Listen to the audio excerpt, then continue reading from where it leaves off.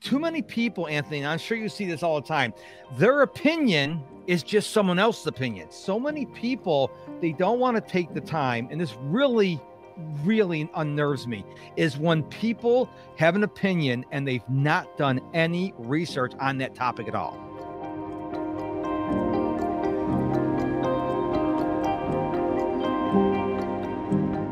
Hello everybody, this is Anthony for a new episode of your Brothers podcast. Today my guest is Mark Struczewski, also known as Mr. Productivity. Mark's mission is to help 100 million solopreneurs bust through overwhelm over the next 10 years. I first met Mark a couple weeks ago through the 10X community, and I instantly like his positive energy and his generosity. Mark, my friend, welcome to the show.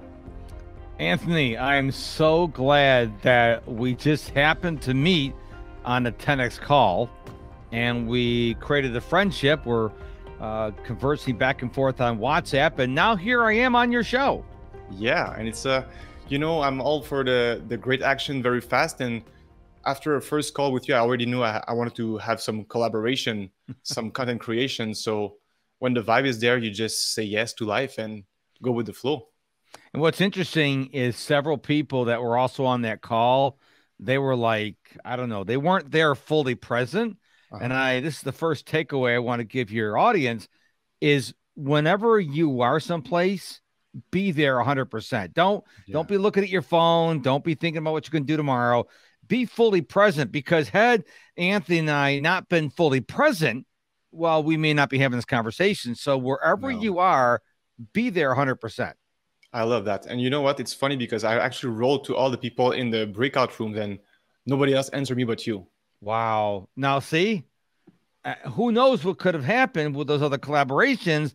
And I've done that before in other groups and, breakout sessions, whatever. Very, very, very few people actually take action, which is what Grant Cardone and Gary Vaynerchuk and Tony Robbins and all that say. All the successful people say you have got to take action. And here's a prime example. I think there's like 4 or 5 of us in that room, and just 2 of us are having a conversation. So take action. Yeah. So here we are, guys. So Mark, I would like to go back in time. So usually my guests, they speak about when they first were maybe teenage years. How did you discover that you wanted to do what you're doing now? Or was it like a transition from employees to coach? Because the goal of my podcast is mainly to help people see that having a good transition, a life transition from employees to entrepreneur is possible when you know how to listen to yourself and surround yourself with the right people at the right time. So let's go back in time. I don't know which year it was, and tell me about, just your background so we can start somewhere. We have other questions from this point, okay? Well, I didn't become a Mr. Productivity until I was fired from my job in 2005. And a lot of people have asked me, how did you get into being so productive? Because obviously you have to be productive if you're going to be known as Mr. Productivity.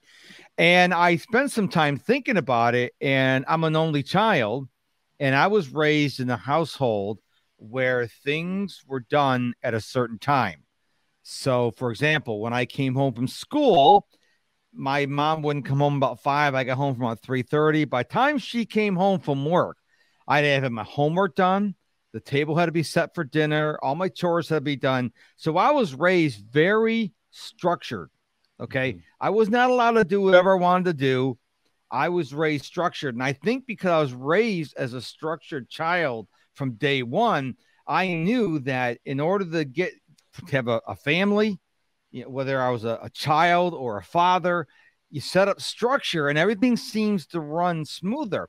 And so I think when I became fired from my job in 2005 and I became Mr. Productivity, I got that because I couldn't see I was productive. See, when you've been doing it for so long, someone else had to tell me, hey, you're really productive. Why don't you teach about productivity? And I remember saying to this person, I'm like, why would you say that? He goes, because you always are so productive, always getting things done. And I think your true gift, you don't really know what it is until someone else points it out to you. I like that. And so at the time when you were at the job, did you have any sign that it was time for you to, so you got fired, okay, but was there any other emotional side to it? Like you knew you were ready for something else, something bigger, and maybe just life put you in a position to actually transition? I didn't like the job and I was scared of making the change. Hmm. And the analogy I use is Mama Bird. Okay. So Mama Bird knew it was time for me to leave the nest. So when I say Mama Bird, I don't mean my company.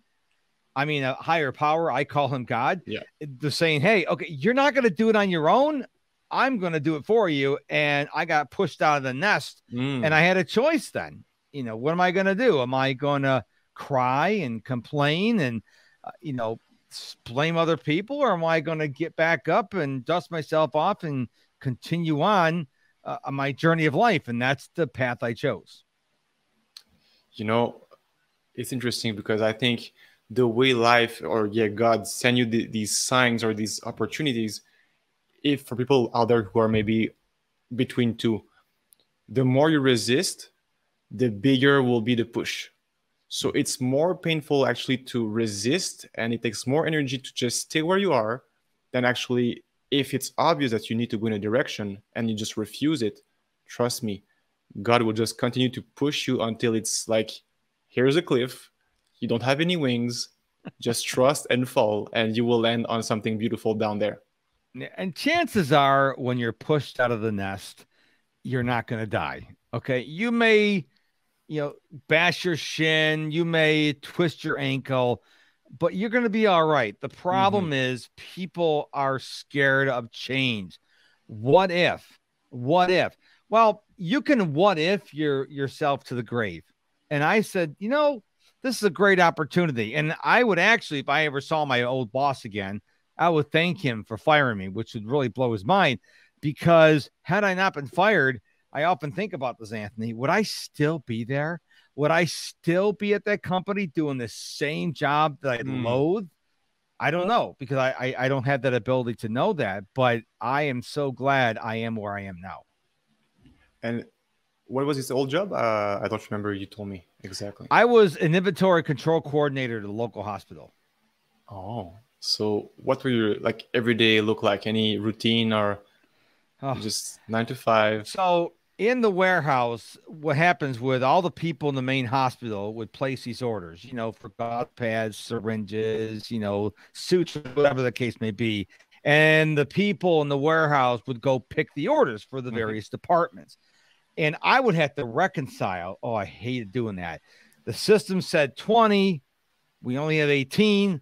Where'd the other two go? And I'm like, how am I supposed to find out? Because I am not the person that picked it. I'm not the person that ordered it. And I had to go out there and I had to recount and then go back and find out. We had 20 at the beginning of the day, and now we're down 2. Did they mispick it? And to me, it was just like trying to run a marathon in quicksand. I mean, I Ah, know they needed the answers, but it's like I just couldn't come up with the answers. There's just no way to come up with an answer because I wasn't the one that picked the item. And so did the guy pick 2 instead of 1? I don't know, because the warehouse I worked in was not near the hospital. So I did not have the ability to go to the hospital and go to their warehouse, their little mini hmm, warehouse, and find out what their inventory is. So it was an exercise in fertility, in my opinion. yeah. And how long did you do the job? How many years? Let me see. 4 years. Yeah, just about 4 years. Years. 4 years. And did you have any emotional symptoms, maybe even physical symptoms before getting fired? Because in my opinion, and from my perspective with other guests and clients too, the body will give signals that when it's time for a change, like you can like have some pain, some mystery aches, and anything that for you like maybe like mentally or physically that was telling you, Mark, it's time to move, and you were just I'm not sure if I'm ready yet. Just the body was speaking already. Oh, 100%. I mean, my boss did not like me. He let me know really early in the game, like the first day I was hired there. I came in as a temporary person, then I was, given a permanent employee. He was the type of guy. Now, I right now I live in Houston, Texas. The job I was fired from was Houston, Texas, but I came from New York State. Hmm. Now, it's a little bit different. The way we speak to each other is different up north than down south. Down south, if you're originally from down south, everything is yes, ma'am, no, man, yes, sir, no, no, sir. Well, that's not the way we do things up in New York. It's like, yeah, okay, yeah, I'll get it. No ma'ams, no sirs. Well, he did not like the fact that I didn't call people sirs and ma'ams. And he let me know that in the very beginning. And I had a very bad feeling in the very beginning that this was not going to be a good relationship. And then as time went on, I found out he was a stealer of ideas. So I would bring an idea to him. He would go, no, we're not going to do that. It's not a good idea. And then we'd have a meeting, which would be the entire warehouse, the sales staff, the managers, all the workers, and the associate directors would come over from the main warehouse, the main hospital complex. And he goes, I got this great idea. No way. And that would be, yes way. It'd be my idea. And I made the mistake once of asking him about that. And he goes, you never suggested that. So I found out really early on what kind of person he really was. And my wife, when she met him the first time, she goes, there's a phrase over here in America that says the elevator doesn't go to the top floor. And he was all about appearances.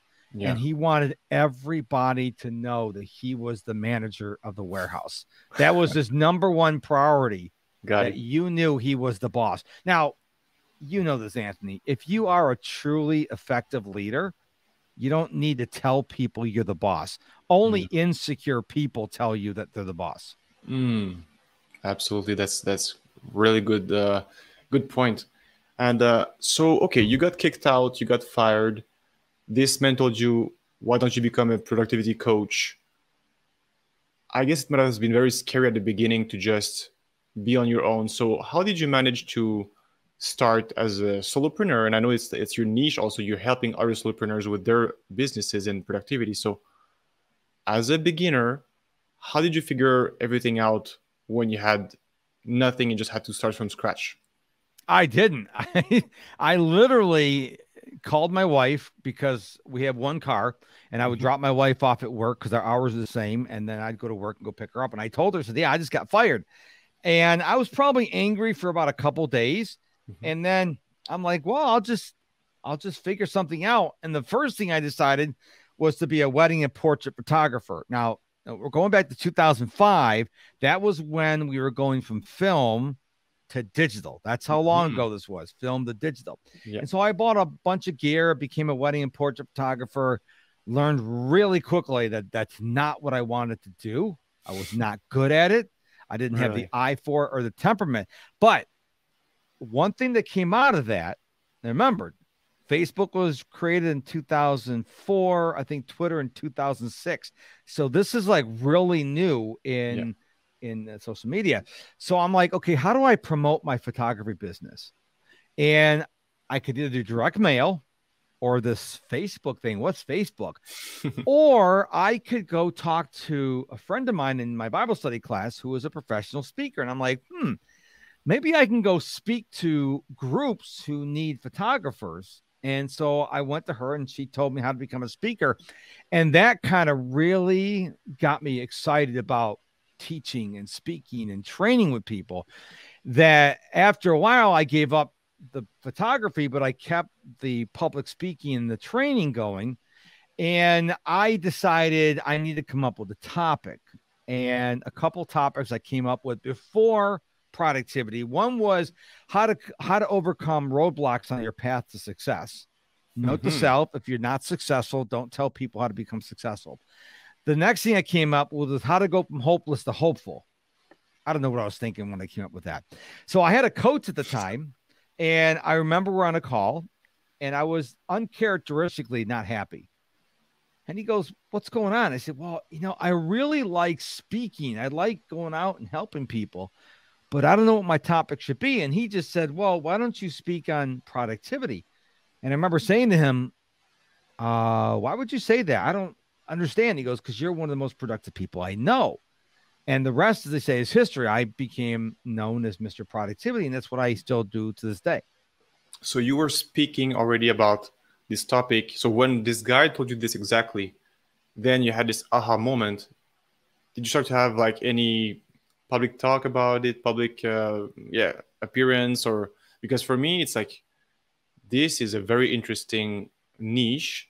I don't know many productivity coach necessarily. I think it's quite a unique thing. And so it's an early market. It's 2005, so no social media. How did you get known at the beginning? I didn't actually. I don't think I bought markstruczewski.com until January 2011. Because you remember, I got fired in 2005. I think I was a wedding and portrait photographer. I want to say maybe a year and a half, 2 years. I mean, I failed at it. I didn't know what I was doing at all. You made money with or not? Any money? Any little money?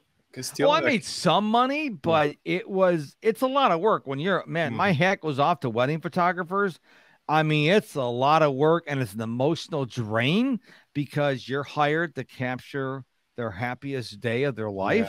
And I did not like those stress because that sweet bride that comes to book you, she's nowhere to be found on wedding day, nowhere in the building. And I did not realize it. I had unrealistic expectations. So I think the call I had with my coach was sometime during 2010. And even when he told me that, I'm like, huh? I remember saying to myself, just because he said it, I didn't like immediately go and like launch my business and became, a Grant Cardone with millions of dollars. It's just I'm like, productivity, what? And it took me a while to start getting my stuff together because I didn't know. And so, like I said, January 2011 is when I actually launched my first website. Yeah.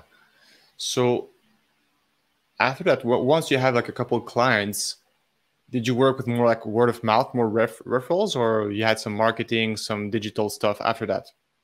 I was doing webinars at the time.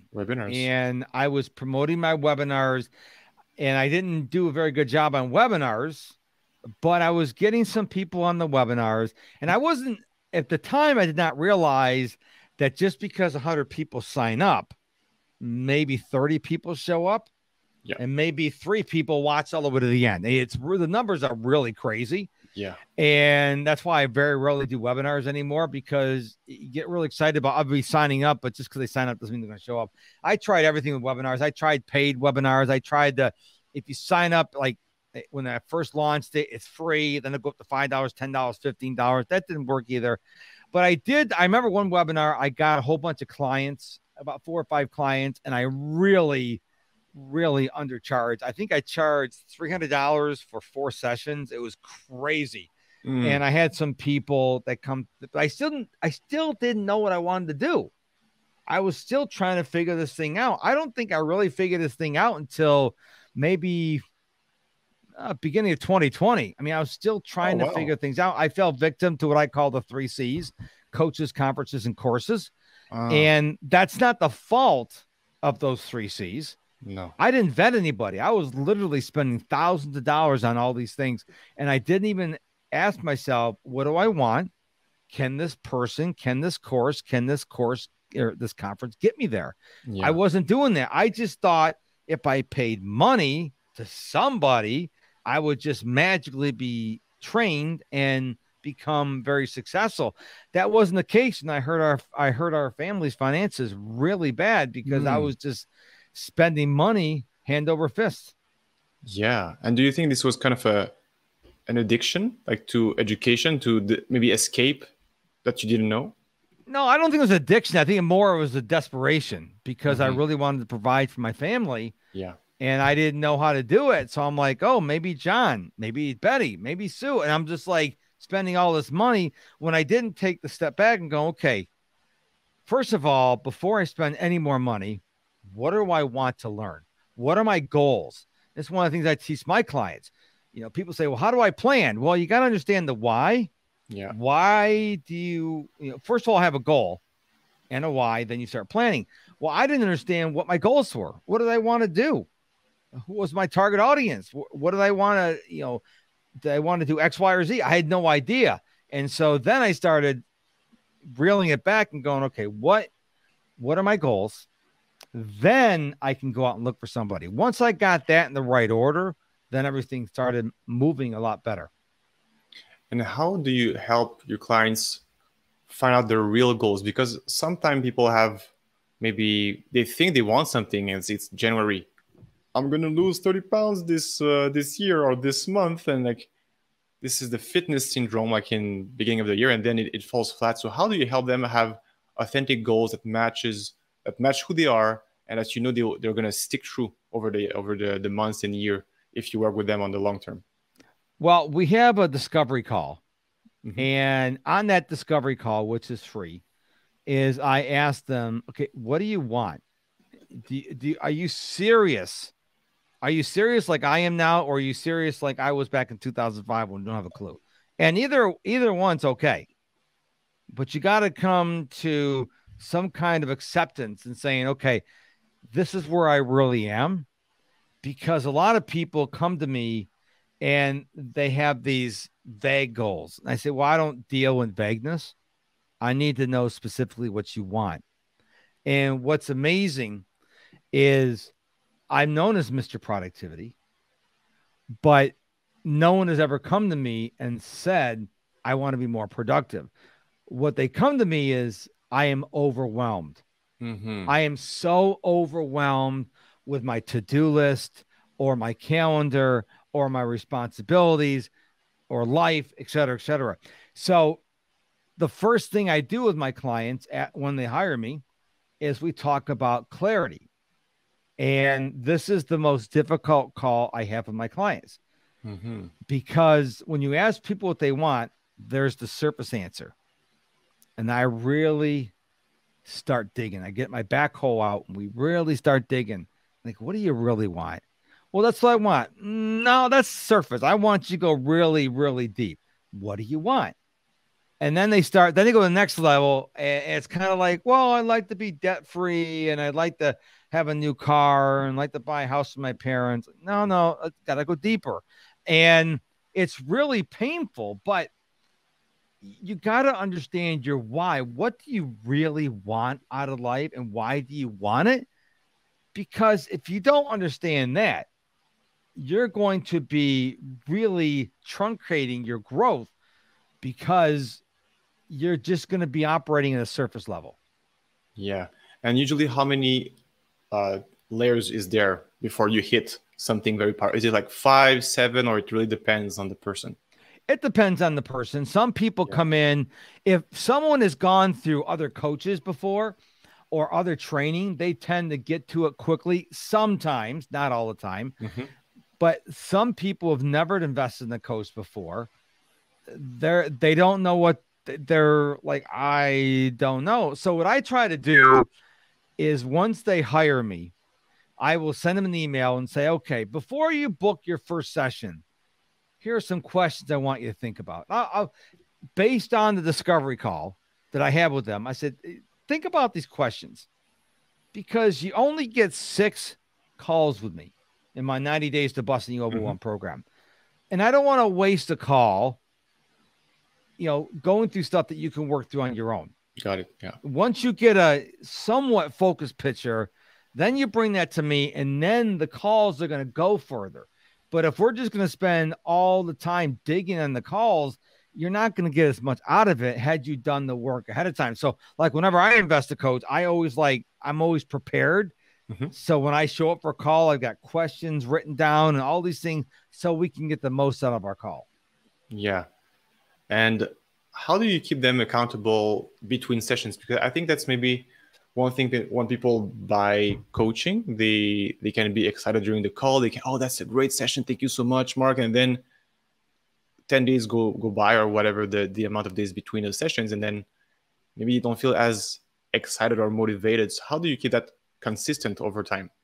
What I try to do is get their mobile number or their cell number, depending on what part of the world you're in.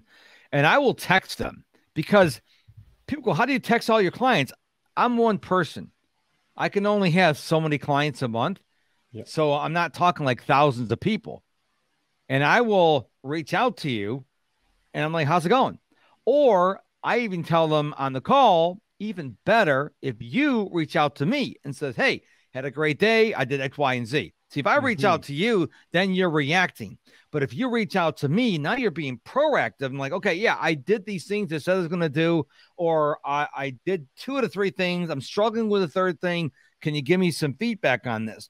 So I always encourage people, when you invest in me as a coach, it's not just the 6 calls.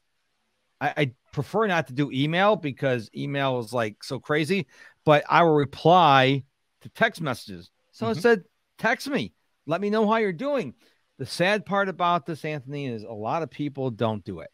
And I will wait maybe 2 or 3 days and text them. Sometimes they reply, sometimes they don't. And I tell them, I said, look, how much you get out of this coaching relationship depends on how much you put into it. So if you're just going to think you're just going to show up for the calls once a week or once every other week, and you're just going to phone it in, well, you're going to get really sad at the end of the relationship and go, I didn't get a lot out of it. And I'm like, well, what did you do between calls? What did you give in exchange? Yeah. And what happens is most people become very embarrassed. And so I've had people like halfway through the relationship, they just stop showing up. They don't book calls.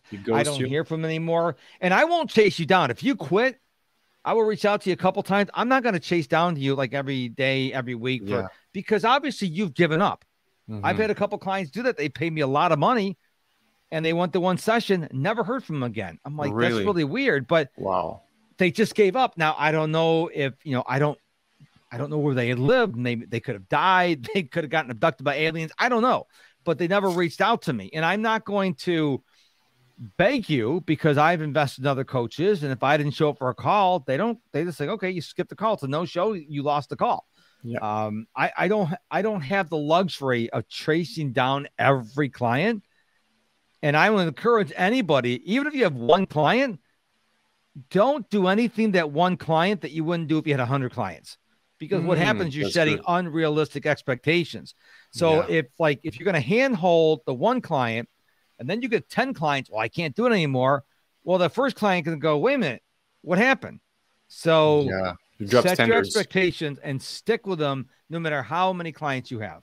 Yeah, that's very nice, man. Thank you for saying that. It's like if you want to scale, especially because now, okay, you're alone and I'm also a solopreneur right now, but if we think about the future and if we're going to hire people and have systems, then of course you have to keep in mind, I want to keep my standards as high or even higher in the future and increase my standards and have world-class quality.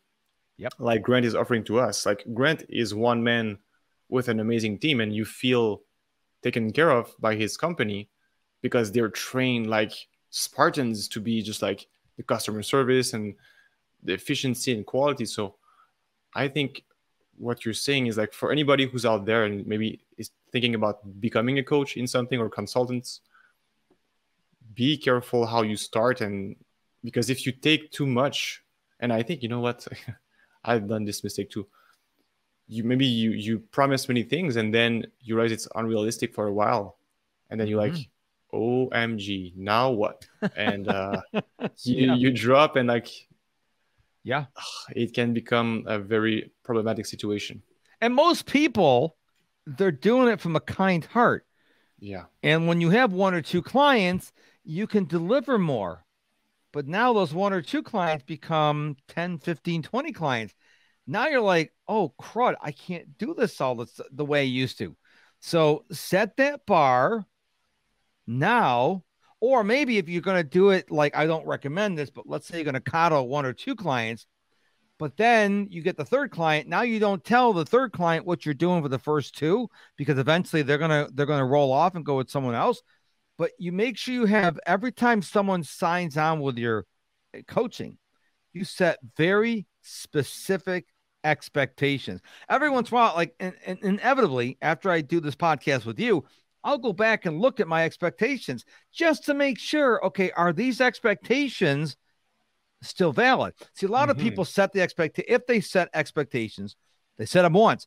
But whenever I'm reminded, like doing a show like this, I'm like, when I'm done here, I'm going to go back and check my expectations just to make sure, chances are there's nothing needs to be changed. But whenever you get prompted, go back and check. It doesn't take that long. But what if you go back there and go, oh, wow. Oh, man, I'm glad I checked this. Now you're being proactive instead of reactive. So speaking about that, what do you keep around you every day, like on your desk or in your clothes, working office? Because I think it's very important to, when you're surrounded by your tools and what's most important to you, you're constantly reminded of them like every day. And some people, and this is back from 10X also, to write goals every day compared to once a year. What else is around you? If I go in your office and I look around and you're Mr. Productivity, what can I see that is maybe interesting to know for our audience? Well, I'm not a hard and fast person of having all these motivational things. I mean, I used to wear the Grant Cardone bracelets. I found out I wasn't even looking at them. So for me, it's more of a discipline. Mm-hmm. I mean, most of my work, I love working from home because I have where my kitchen is, it overlooks the street.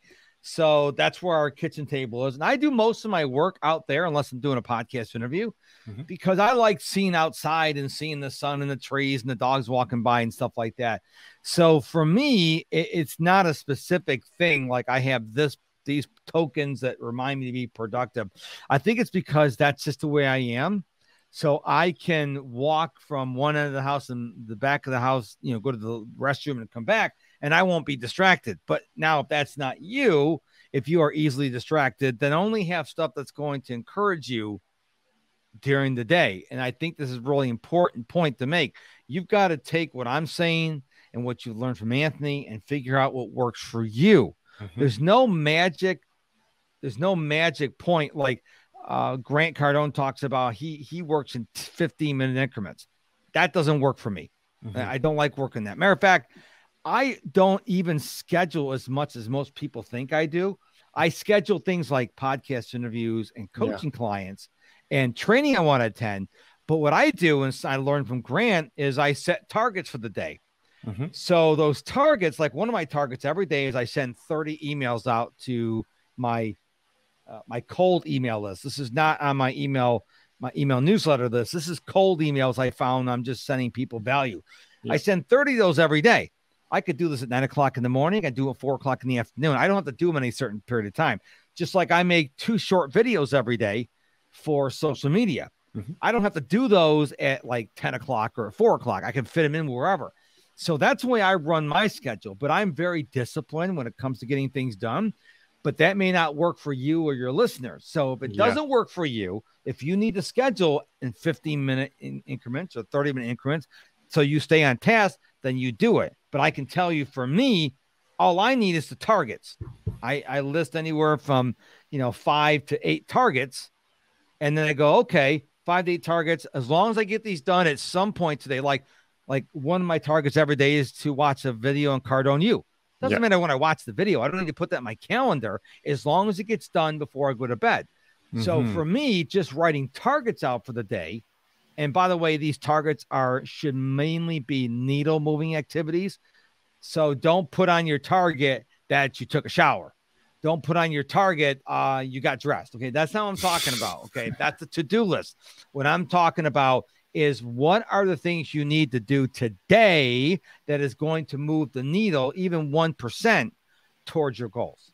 Yeah, exactly. Totally agree with you, man. That's so important. And I like to do 30 minutes increments. So we're a bit different on that. So I have my my planner, and in the morning I think, okay, 6 to 9, 9 to 12.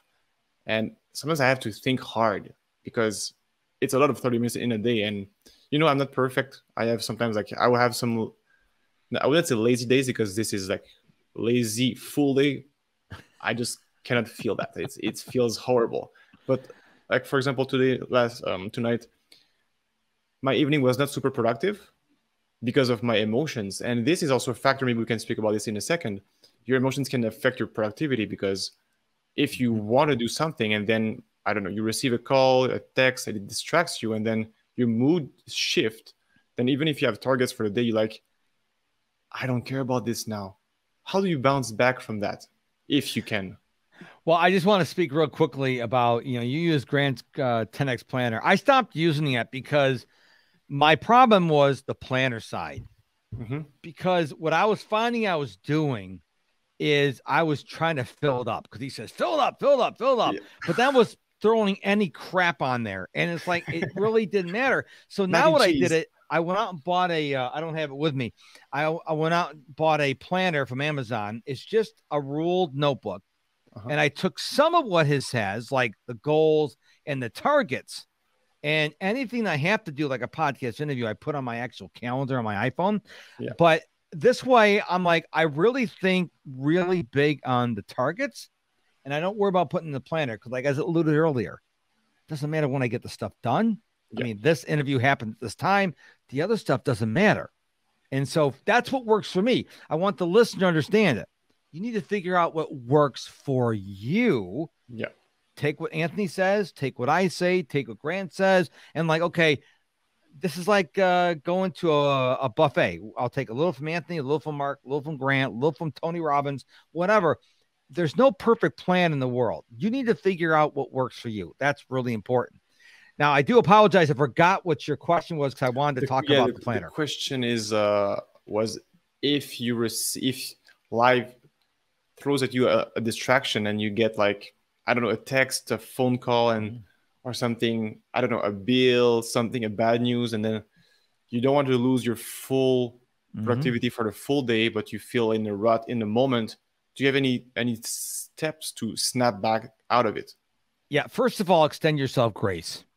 You got hit between the eyes with a 2x4 and you're stunned. You need to extend yourself grace. You need to stop.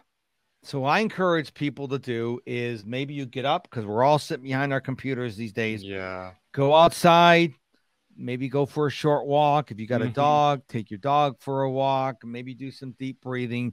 Don't be on your phone. Don't talk to anyone. Don't think about anything, and just allow your brain to process. See, what happens is we're working. Then we get that text, we get that email, we get that phone call, whatever. And we're stunned. And when we're stunned or we're shocked, our brains are like going, what just happened? And if you just keep trying to work, your brain is trying to do what you want to do and trying to process. That's why I always tell people, just get away for a little quietness, 2, 3, 4, 5 minutes, and just be quiet and let your brain go, okay, got a bill, unexpected, but you know what? It's not due today. I don't have to pay for it right now. Or maybe it is due today, but look, I don't have the money. So it's a Saturday. I can't call anybody. I'll call Monday, and just put things into perspective. Okay. Maybe you got a bad text from somebody who just said, you know, I listened to your episode with Mark, and I think, Anthony, you did a horrible job interviewing him. Just go, you know what? Who cares? You know, I've had people like that. I mean, we talked earlier today, right before the interview. I interviewed somebody and for my podcast, and there were so many ums, you knows, and so's. I started editing. I did 3 edits in 6 seconds. I'm like, I text them. I said, can't use your podcast. I can't spend 6 hours editing the show. You know, and he goes, well, he was understandable. He goes, oh yeah, I get that. Some other else, I had to do it like 3 years ago. Someone else, they got really mad at me. I wasted my time. And I'm like, yeah, but you know, it's free. I can't spend 6 hours cleaning up your ums and ohs. And stuff like that happens. Like I got blocked on LinkedIn. My first time that I know of, I already got blocked on LinkedIn last week. And what happened was I got this new lead magnet, which I'll tell the listener about at the end. And I sent them a a personalized DM. And you know, on LinkedIn, when you put a URL, it automatically puts the preview. Yeah. And now this person was a first degree connection. And she said, you just got yourself blocked. And at first I got really hurt. Then I got angry. And I'm like Grant says, if you don't have haters, if you don't have people blocking you, if you don't have people unsubscribing you, you're doing something wrong. Yeah. The critics is going to come at any point. Yeah. And I know with your experience with your podcast and everything, if you're not ready to take the heat from somebody else, then you will always criticize yourself internally. And that I learned from my mentor, Dr. DeMartini. He's speaking about this, the duality of your environment, if you, as you grow as a leader and as an entrepreneur, let people say bad things about you so that you don't have to judge yourself so bad about being a small person. Mm-hmm. How do you like that? Make sense? I like it because the way Grant talks about it, he says your haters can be your biggest fans because your haters go around saying, "Oh, I hear what Anthony did. Anthony said this, Anthony this," and people are like, "Oh, who's Anthony? Let me go check him out." And all of a sudden, now everybody's following Anthony because you past him. He goes, "You don't hate the haters, embrace the haters." Yeah. And I'm like, that's a very interesting way of thinking about haters because people have I used to get upset when people unsubscribe from my email list. And I'm like, I get joyful of that now because that's one less person that's going to hear my message. I used to get really insulted, like they intentionally woke up that day with the intention of hurting me. They didn't. They just go, you know what? I'm not getting anything out of this guy. Too many emails. Yeah. It's okay. But you got to understand that if you look at all the really big people on social media with millions of followers, they have a lot of haters. The more followers you have, the more haters you're going to have. It's just the way it is. The more famous you are, the more people are going to be jealous, envious, or negative about you because you have something they don't have. Now, I'm not like that. I look at Grant and I'm like, man, I want my own private plane. Man, I want a $40 million lakefront property. A lot of people say, well, why didn't you give money to the poor? Why didn't you know the money for? I'm like, I don't look at it like that. I'm looking at like this guy almost died by being beaten to death by his drug dealer. And now he owns a private plane and two $30 million properties paid cash for. And he's got this mega empire, the 10X movement empire. And the guy's a really nice guy. He's been on TV shows. He inspires me because he came from near death to what he is now. But some people are envious and jealous of him and they're hating him. Like, why? You could do the same thing. But what you're doing is you're wasting all your energy hating on him. Well, you think hating is going to get you a private plane? You think hating on him is going to get you a 10X sized empire? It's not. It's going to make you little. So I think you should embrace the haters. Yeah, I love that, man. It's very powerful. And I'm watching right now Undercover Billionaire of 2 years ago. Yes, with him. Man, this is changing my perspective. Like, to see him with nothing, how he's coming up, it's so inspiring to me, who's maybe like, I'm starting out, maybe it's a bit more difficult financially and you just try to hustle, and to see him going through, and he's very emotional in the show. Yeah. He misses his family and COVID happened at the same time, people saying no to him many times. You just see like any great will have to go through this gauntlet so many times, and we're here in this comfortable society with like our technologies, and people have their little jobs and then they go home, they watch Netflix and they drink a beer and they start over again. There's way more to life than that. And if you can find this silver lining, if you can go inside and ask yourself, as you said, what do you want really? And you go in silence and you ask yourself, and you ignore the teachers, the mom and dads and anybody who said this is not realistic, you will never be an actor, for example, you will never be this, never be that. If you want to do it, go and at least try it, and maybe it's not for you. For example, I wanted to be an actor and a DJ when I was like 20 something, and it was not for me. I did a training for 5 months full time, and I realized I prefer to play myself as a character, to be myself, than being somebody else my whole life. You know, it's interesting. I really admire about Grant is that he doesn't hide anything. Yeah. So he's a Scientologist, and he's really big into Scientology, right? Now, the only reference point I ever had with Scientology was Leah Remini in her special on A&E. But I kept hearing Grant talk about, Scientology. So I bought some of L. Ron Hubbard's books and I started reading Scientology. And some people go, what are you, Scientologist now? I'm like, no, I just wanted to learn about this because I didn't know anything about it. See that I did a video on this a couple months ago. If you don't understand something, I don't care if it's the Bible, the Quran, Scientology, whatever, go learn about it. Don't let your opinion be the opinion of somebody else. Go get the books and go, I don't agree with it, or I do agree with it. But too many people, Anthony, and I'm sure you see this all the time, their opinion is just someone else's opinion. And you ask them, oh, what do you know about Scientology? Oh, it's a cult. How do you know that? Oh, I heard it from so-and-so. Wait. So you don't know. No. So here's an idea. Why don't you go do some research? And I don't mean on the research that Scientology is a cult.com. If that isn't a real website, you go do your research.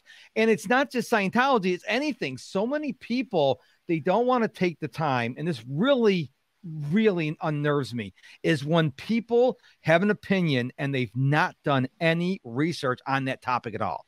Okay. Yeah. Like, oh, you shouldn't eat organic. Organic's a big scam because I eat mostly organic food. But the people telling me organic's a scam, they've done no research on it. Zero.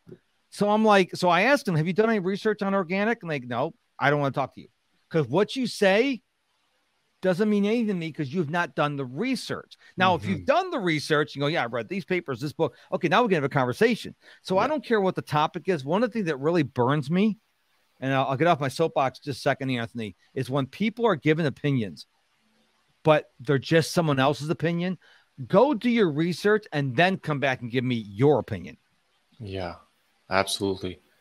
And I also think it's a lack of curiosity in general, because if you're used to always consume quick media, quick Instagram, quick Facebook, or clips, and people's attention span is so short with TikTok and all that stuff, like you lose the desire to just go deeper on Wikipedia and read a 10-page article, or like you go on medium.com and it's written like 15-minute read and like, it's too long, I will never read this. Well, if it's something that you like or that you're curious about, why not? Like I just made a podcast this afternoon with a French guy, Sébastien from 10x2. We read a book together for the last month, The Culture Code. And we will make one a month, a podcast on a book we read together, 300 pages, to share ideas and teach people. That requires commitment, time, dedication, integration, taking notes, teaching it. It's difficult, but it's so rewarding compared to just reading an Instagram post. Yeah, I think people who have open minds are better members of society. So I had a guest on my show a couple years ago, and I wish I remember the URL they had, but End It for Good. That's what the whole thing is about. End It for Good. It's about drug abuse and a drug addiction. Okay. And I always thought, hey, if you're into drugs, throw you in prison, throw the keys away. And the author of the book was saying, hey, there's a different way. So you know what? I read the book and I'm like, wow, I'd never thought about that before. Had I had a closed mind, I would have like, nope, just throw everybody in jail. Nope, just throw them in jail. They're all worthless. No, they're not worthless. I read the book that was gifted to me, and it changed my way of thinking. Now, I'm not going to say that every time someone says, hey, I believe that you shouldn't drink water, here's a book, and I'm going to change my mind. But I'm saying have an open mind and go, let me read about the topic. Okay. But I go back to what I said before. Don't let someone else's opinion be your opinion.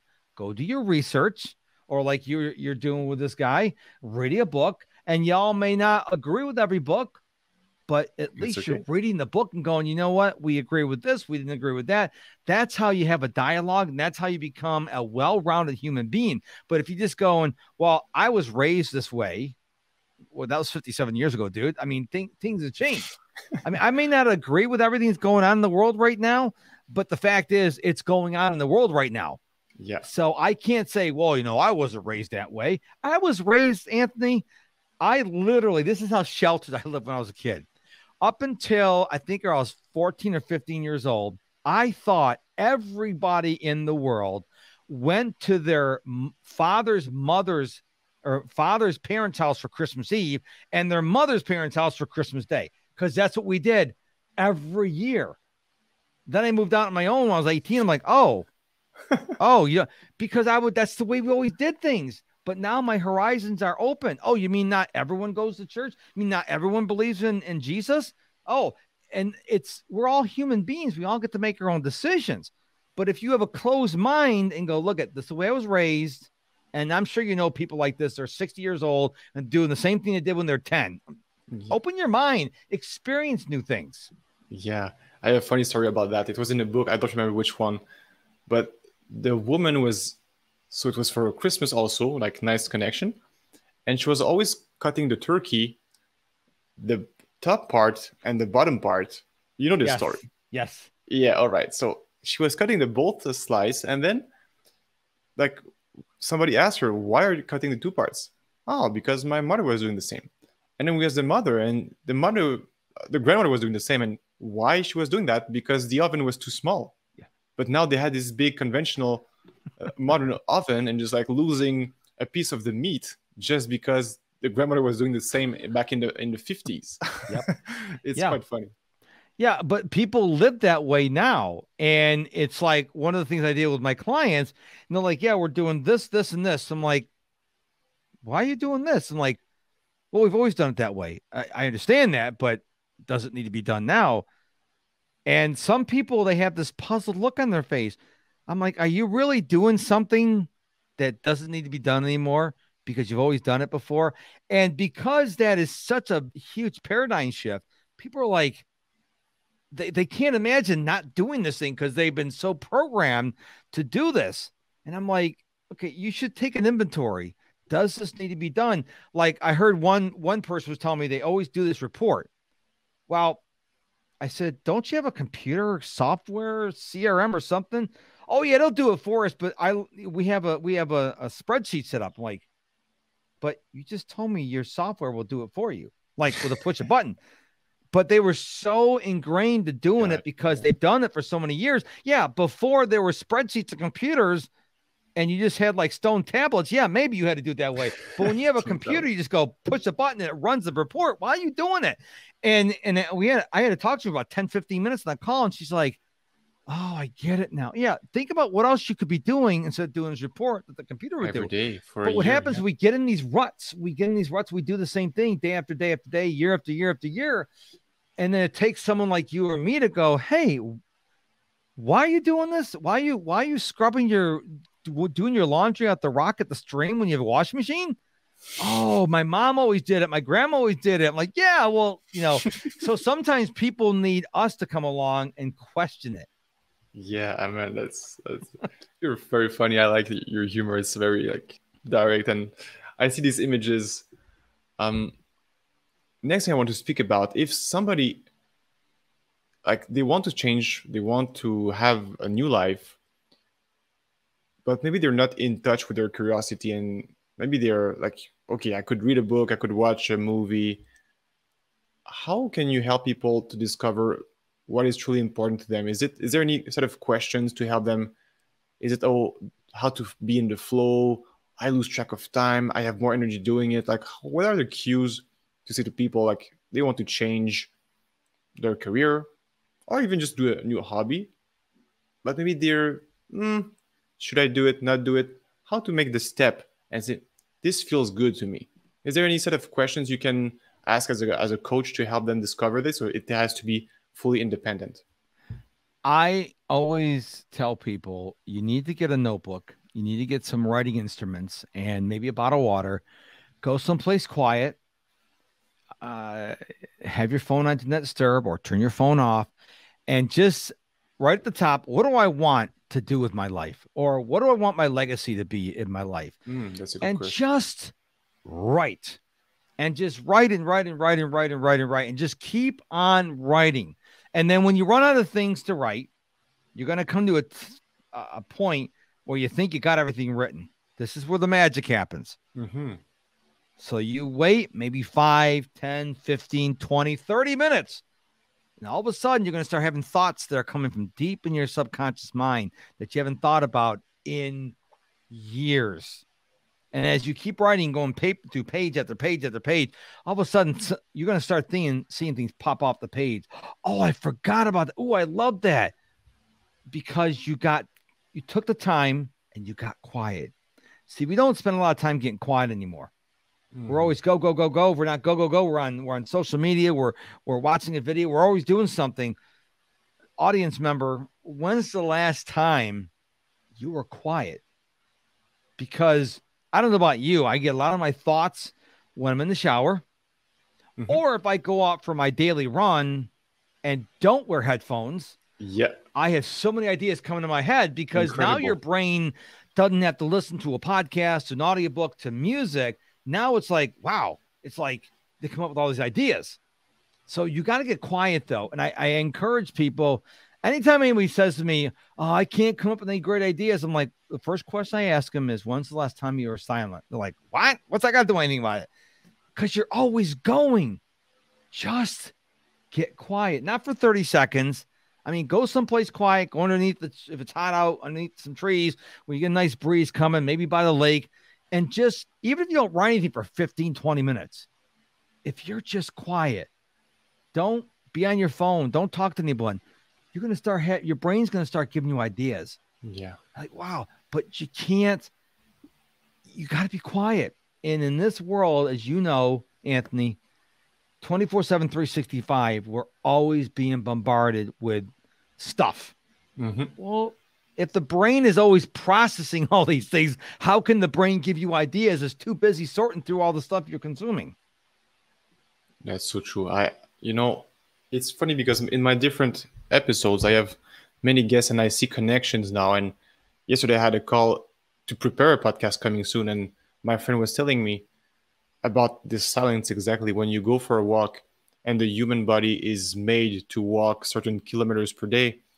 And I was asking him, do you listen to audiobooks? And he said, I want to listen to Gaia, the goddess, the earth. I think it was 2.3 billion years of wisdom on this planet, with the animals, with the trees, with the lakes, with the mountains. This is more powerful than any audiobook you can listen. I'm not saying to never listen to audiobooks. You can have a time that you go for a walk and you listen, but at least, I would say every day, have some 15, 30, 45 minutes of silent walk, observing around you, seeing inspiration around you. I like to, when I see like babies in strollers, when I see animals, when I listen to birds, when I see flowers blossoming, little things. But these little things, it's all beauty. It's all a divine intelligence controlling all of that. And you're like, I'm a human, I'm alive, but all these people and animals and plants are alive too. And who's controlling that? And it blew my mind to see like this perfection. And it's very hard to not be grateful when you see that and you observe and you take a time to just be in silence with this universe. And then, my friend, the ideas will just flow. I could have an interview with him. I could reach out to this person. Man, in 24 hours, I had this like yesterday. I did 2 walks in 2 days this way without music. Amazing ideas came out to me. Amazing. So I'm like, what was I doing before? Judging my street? My street is boring. I don't even know my neighborhood, man. Can you imagine? I discovered new parks in my own neighborhood, literally 10 minutes away. Like, I laugh because right now it's Wednesday afternoon. It's really hot here in Houston. I don't see what the temperature is here. It's on the warm side. It's not gonna tell me it's gonna fail. 91 degrees right now. Mm-hmm. And I go running at 6:30 in the morning, and I'm not gonna go for a walk when it's 90 degrees outside. It's hot, and that's Fahrenheit. That's not Celsius, by the way. Yeah. But Celsius would be something else. Yeah, I mean, now between the end of September and the end of April, yeah, I'll go for a lot of walks during the day. But it's so hot and humid outside right now. But I do run every day, and I'm trying to go. Like, I just finished an audiobook this morning. Mm-hmm. So I'm going to probably go. It's called Running Naked. When you don't have your headphones on, it's called Running Naked. And I like doing that because you can hear the birds chirping. You can hear the wind blowing through the trees. When people pass you, you can hear them say good morning to you. It's really nice. It just encourage people just to get quiet. I mean, if you get nothing else out of this entire conversation, just spend time being quiet. I mean, it's going to be the greatest gift. And if you can't get out of the house, then just be quiet. Just turn everything off. Go to another room in your house and just be quiet for 5 minutes. Just quiet for 5 minutes will be a tremendous gift. You don't always need to be checking on social media or sending an email or reading your texts. it can wait. You need to spend time being quiet. Yeah. How do you make the balance between being proactive and being receptive to what life sends you as challenges, opportunities, blessing, crisis? Like, how do you find this? Because for me, I realize you can be proactive and have 10x actions, but if you're not aligned with this universe, then you can be just busy doing busy stuff, but you're not really productive. So how can we have the combination of I'm receiving, but I'm also taking action forward? I always tell people you can be busy being productive, but just because you're busy doesn't mean you're being productive. Let marinate in that for a little bit. I think it goes back to what I said before. You have to be open-minded. If you have a closed mind and you go, I only do things in this order at this time, in this place, and with this equipment, well, you're going to struggle anytime life throws anything at you. And I got news for you. Life is going to throw things at you every day for the rest of your life. And if you have such a closed mind, then something happens, you're going to have trouble receiving it. Or if someone says something you don't agree with, you're going to react in anger.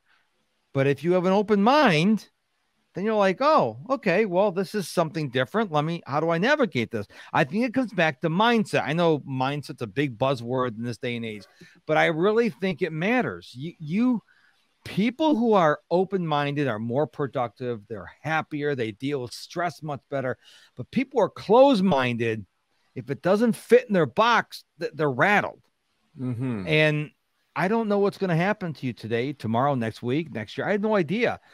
But I just want you to be malleable. I want you to be, hey, if something happens, I can take it. But if you're stiff and someone hits you, you're going to be having having an issue.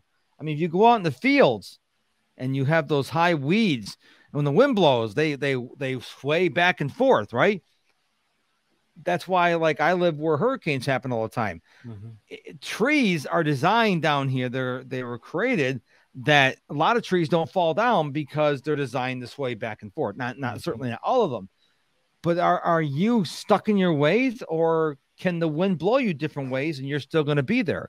It really makes a big difference. And people don't think, mindset. It's all, it's not really relevant. It is relevant because you got to understand that how you approach life matters. Yeah. And how to become more adaptable to this stress, because I think most people will receive these blows in the head and maybe they will get dropped. And you speak about this metaphor of being like a soft tree, and I really like this image. I really agree with that too. So how can we become more adaptable? Maybe not overnight, but over time. I think you have to choose every day that you're going to be open-minded instead of closed-minded. You have to make a conscious choice. So I wake up every day. I'm like Tigger from Winnie the Pooh. I'm like the little boy in me who used to wake up every day, every Christmas day, to find out what Santa Claus brought me for Christmas. I still wake up every day that way. Wow. It doesn't happen. I choose to be that day. Even if I'm not feeling good or I got body aches or something, I choose to be happy. You can't hope that, I'm going to be a swaying tree that's just going to deal. You can't do that. You've got to say, okay, I had a situation happen. I didn't react to it well. What can I learn from this? Okay, so next time you get a little better. And then you go backwards and you go 2 steps forward and you go backwards 1 step. So you got to choose every day that you're going to have an open mind. It's just like I heard Bob Hope used to wake up every day and say, what can I do today to promote Bob Hope? You got to wake up every day and say, okay, what do I have to do today to have the best day I've ever had? If you hope it's going to happen, I'm sorry to tell you, dear listener, you're going to be sadly let down. You have to go out and get your good day. You have to go out there and get your attitude. You can't just hope that you wake up happy, because you're going to wake up and all of a sudden maybe the power went out, or maybe the boiler or the hot water tank died, or something happens. Things are going to happen every day. You can't say, oh man, it's a beautiful day. I'll say nothing bad's going to happen. I mean, we're recording this on July 27th. There was a 7.1 magnitude earthquake in Philippines. Do you think those people went to bed last night thinking there's going to be a 7.1 magnitude earthquake? No, you don't know when these things are going to happen in your life. And that's why you have to wake up every day excited for the day. I know people who have terminal cancer and they're going to die this year, who are so radiant and so happy and so loving and so joyful. And I know people get a paper cut and act like they're dying. They're like, what? It's like, you have to choose. And I hope if I ever get terminal cancer, something like that, I hope I do have a happy attitude, because if I'm dying of cancer and I'm miserable, is that how I want people to remember my last days? No. Or do I want them to go, man, Mark had cancer and he was in so much pain, but every time I went to see him, he was so happy. I'd rather leave people thinking that way than being miserable. But Anthony, those people who are miserable right now, there's not a thing wrong with them. Yeah. Oh man, it's very, very powerful stuff, What I wanted to say after that. So now we're close to the end. It's already past an hour, and sounds ominous. We're close to the end. You're close to the end.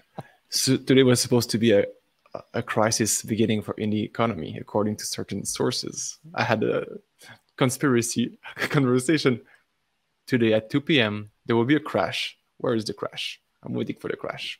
It's kind of like the Mayan calendars. Remember a couple years ago, they thought the world's going to end because their calendar stopped. Hey, we're still here. December 21st. The Mayans are coming. Yeah. So, before my last question, I want to speak a couple of minutes about the importance. So your family, so you're married, how to have a partner, wife or husband, which is on the same boat as you in terms of productivity, in terms of long-term vision, because I know most people in general don't have, I'm not saying like extremely supportive and just positivity doesn't exist.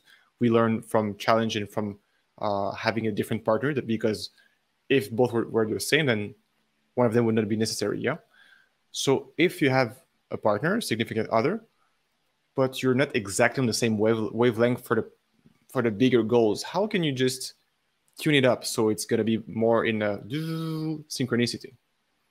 Just communication. You got to talk to them. I mean, my wife and I have been married 19 years, and we're not on the same plane. Guess what? We're human beings. We have days when we're close and days when we're not close. We're human beings. Whenever someone goes, oh, me and my spouse, we never fight, I'm like, yeah, you're doomed for failure, because you're humans. You're going to fight. My wife and I, we don't agree on everything.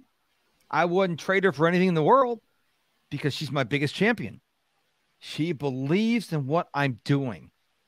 And there are a lot of years when she was the only breadwinner in the family. But it's not about the money. You got to have someone who's going to be there for you all the time. And we have open communication. We talk about things all the time. Yeah, we fight. If you don't fight, you got a problem. If you don't disagree, you got a problem, because you're human beings. Things are going to happen. And if you're not, like, remember I told you, you got to have an open mind.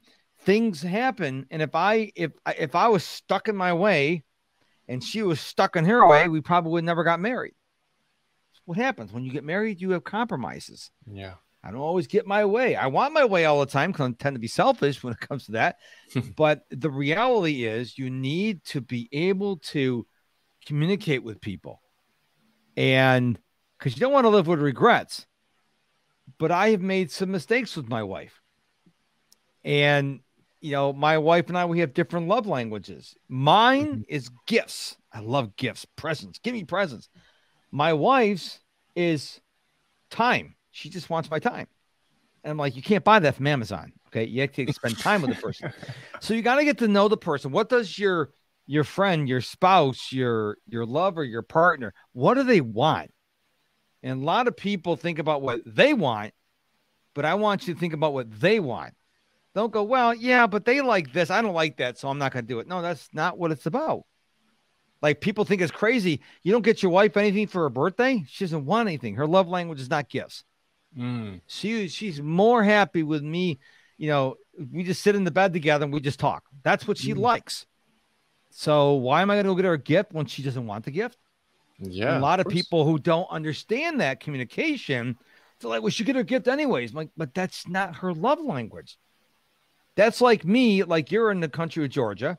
That's like me sending you a $20 bill. What are you going to do with it? It's useless to you, right? You don't have the dollar over there, right? We have the dollar actually. Oh, you do? Coincidence. We have it. Okay. So let's say I sent you 20 yen from Japan. Yeah, yen would not work. You're like, Mark, I appreciate it. What am I going to do with this? Okay. So the thing is you got to find out what the other person wants. And if your best friend likes to go to a sushi bar, I hate sushi. I'm just using that example. And you don't like sushi, you can still take them out to the sushi restaurant for their birthday and maybe get water. Sacrifice. Don't say, no. We're gonna go where you want to go because this is your birthday. But a lot of people are selfish. My wife is one of the most selfless people in the world. I'm the selfish one in the group. It's all about me in our relationship. She's like, oh, it's not about me, it's about you. So that's not always a good thing because she's putting the light on me. I'm putting the light on my own self, and it's not good. But I'm working at that. Maybe by the time we're married 50 years, I'll have it down perfect. But life is a journey. Life is a big learning experience, whether you're married, have friends, in business. Just got to keep on getting better every day. Thank you so much for that, my friend. So the last question for today is, if we imagine it's 2027 now, 5 years from now, and this podcast will be big because I will make sure it will become a huge success. People will come back to the original episodes of 2022 and they will listen to Mark. And what is the biggest wisdom or the biggest nugget that you want them to remember from you? It can be a short sentence, it can be a couple words. We spoke about being quiet. It can be this, can be something else. That if they will close this video, they will be like, wow, I will have an amazing day because of what he said. No pressure, just intuition. Well, you already stole what I was going to say. I was going to say, get quiet. Listener, you need to get quiet. I'm telling you, if you're a runner like I am, run naked. That means without headphones, not without clothes. Walk naked. Go swimming. Well, I guess you wouldn't wear headphones when you swim. If you're going to fly, don't have headphones in. Talk to people. There are a lot of nice people in the world. Okay. Just get quiet. 5 minutes, 5 hours. Just get quiet. I promise you, it'll be one of the greatest gifts you give yourself. Mark, thank you so much for that. So how can we connect with you if people want to know about your program, about your newsletter, everything? So now it's time to give your credits. And of course, I'm going to put all the links in the description, but say verbally, and I'm gonna follow up with a text after. Well, I want people to head on over to overwhelmsucks.com. I love that URL. I spent 30 minutes on GoDaddy to get that. When you go there, you'll be transferred over to my website. But on podcasts like this, I give that URL because it's easy to remember. Overwhelmsucks.com. There you can sign up to get my 10 quick tips to conquer overwhelm, because everyone's overwhelmed.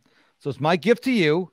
Just head on over to overwhelmsucks.com and sign up. Name and email address. You sign up, and don't just get the guide. Don't just read the guide. What do you think I want them to do with the guide, Anthony? Big test for you here. People to take action on the guide. Yes. Which is the hardest part. Just getting the guide is not going to help you. Just reading the guide won't help you. What's going to help you is if you actually take action. So overwhelmsucks.com. Now, if you want to find out, because that's what's known as a landing page, you can't do anything else. Once you sign up for that, to get that guide, you're taken to another page and you'll get to see some of my blog posts there. You'll be able to see where my homepage is and stuff like that. You can also find me at mrproductivity.com, which is my website. And you can find me on social media. My favorite platform is Snapchat. Yes, I'm 57. I love Snapchat. But I'm everywhere. I'm an entrepreneur. I'm everywhere. So just find me, say hello, tell me you saw me on Anthony's podcast, and I'll go, Anthony who? No, I won't. I just kidding. But yeah, reach out, because I know a lot of people don't reach out because they think everyone reaches out. Most people don't. So be the exception. You could be surprised at how many people think, oh, he must be too busy, I will not text. And finally, like, the big name will answer you back in 30 minutes. Like, it happened to me with Dr. DiMartini. He's going to be on my show in September. Wow. And he's a very successful businessman and leader. And I had this feeling, just, I'm going to write directly to him. He answered me back in 30 minutes and said, Anthony, I would love to be on your show. It's a great mission. Speak to my team when you're ready for it in September. Nice. Awesome.